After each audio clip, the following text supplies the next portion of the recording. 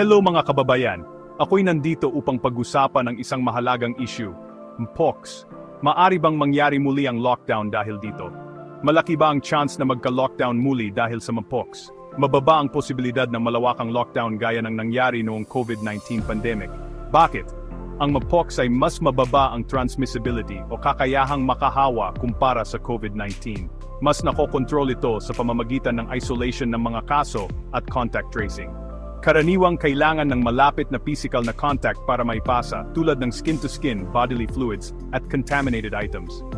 Hindi ito airborne tulad ng COVID-19, kaya hindi kailangan ng lockdown maliban kung magka-surge ng malubhang kaso na hindi na kaya ng healthcare system. Gaano kalala ang paglaganap ng Mpox? Sa kasalukuyan, moderate ang threat level ng Mpox globally at sa Pilipinas. May mga sporadic cases, ngunit hindi pa ito umaabot sa malawakang community transmission sa karamihan ng lugar. Mas mataas ang risk sa mga lugar na masikip ang tirahan, kulang sa access sa healthcare, at may mataas na mobility. Ano ang pwedeng gawin ng LGUs para maiwasan o mabawasan ang pinsala? Narito ang ilang preventive measures ng LGUs. 1.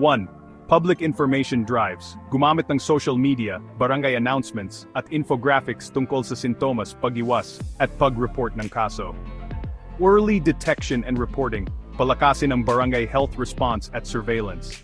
1. Isolation centers, maglaan ng lugar para sa mga kaso habang nagpapagaling.